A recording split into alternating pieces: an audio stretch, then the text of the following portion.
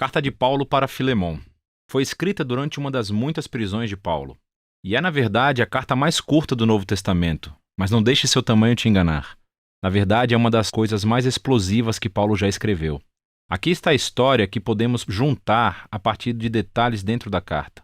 Filemon era um cidadão romano bem-sucedido de Colossos, que provavelmente conheceu Paulo durante sua missão em Éfeso e se tornou um seguidor de Jesus.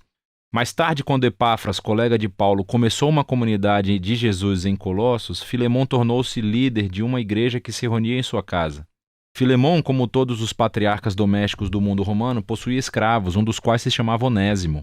Em determinado momento, esses dois tiveram um conflito sério. Onésimo enganou Filemon de alguma forma, talvez tenha sido roubo ou talvez ele o tenha traído, mas não sabemos exatamente. Mas depois Onésimo fugiu. Eventualmente, Onésimo chegou a Paulo na prisão, provavelmente para pedir ajuda. E no processo, ele se tornou um seguidor de Jesus e, em seguida, um amado assistente de Paulo. E assim, Paulo se encontra em uma situação muito difícil e delicada quando escreve essa carta. Ele pedirá a Filemon não apenas para perdoar Onésimo e recebê-lo de volta, mas para aceitá-lo como um irmão no Messias e não mais como um escravo. Veja como ele faz isso. Paulo começa com uma oração. Primeiro, louvando Filemon e agradecendo a Deus pelo amor e fidelidade que ele demonstrou a Jesus e ao seu povo. E então abre o caminho para o seu pedido com esta frase: peço a Deus que a fé que une vocês a nós faça com que compreendamos mais profundamente todas as bênçãos que temos recebido na nossa vida, por estarmos unidos com Cristo. Agora, uma palavra-chave aqui é a parceria, ou em grego, koinonia. Isso significa compartilhamento ou participação mútua. É quando duas ou mais pessoas recebem algo juntos e compartilham, tornando-se parceiros.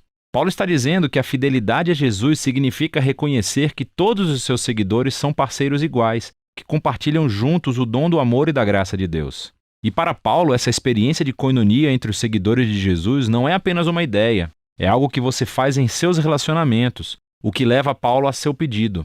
Ele finalmente cita Onésimo. Ele diz que ele se tornou o filho de Paulo na prisão, o que significa que Paulo levou Onésimo para dedicar a sua vida e lealdade a Jesus. E assim, Paulo e Onésimo são agora membros da família no Messias. Ele está servindo a Paulo fielmente na prisão.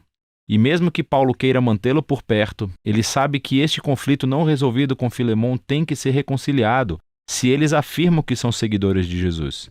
O que leva Paulo ao seu pedido ousado, que Filemon receba Onésimo de volta, não mais como um escravo, mas como um irmão amado no Senhor. Este é um pedido muito ousado.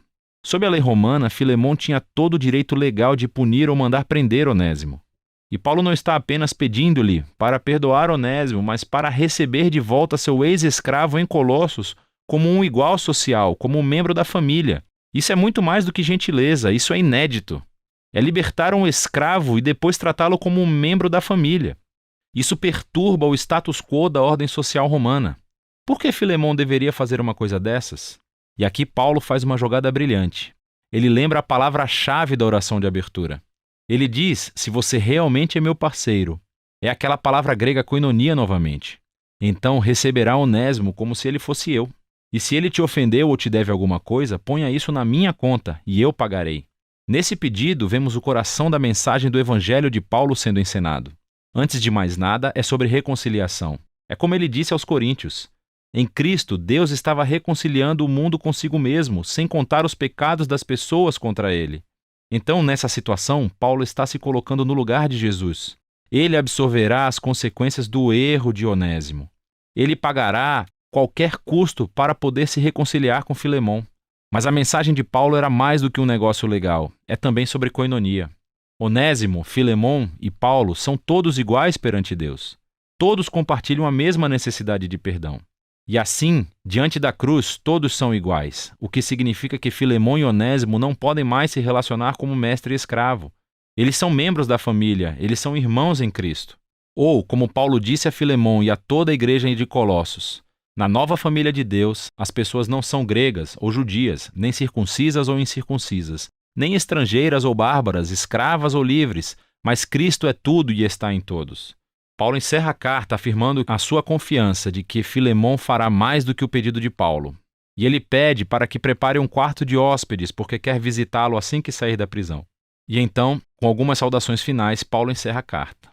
A carta de Paulo para Filemon é poderosa por muitas razões. É a única carta em que Paulo não menciona explicitamente a morte ou ressurreição de Jesus. Isso não é um descuido.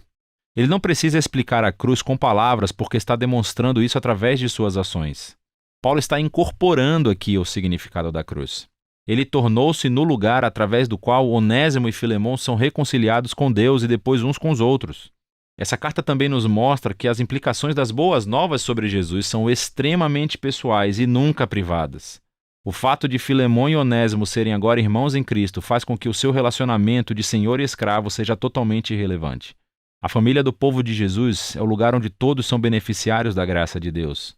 É um novo tipo de sociedade, ou uma nova humanidade, como ele a chama na carta aos Colossenses, onde o valor e o status social das pessoas não é definido por raça, gênero, classe social ou econômica. Em Cristo há simplesmente novos seres humanos que são iguais, que compartilham juntos a misericórdia de cura de Deus através de Jesus. E é disso que se trata a carta de Paulo a Filemão.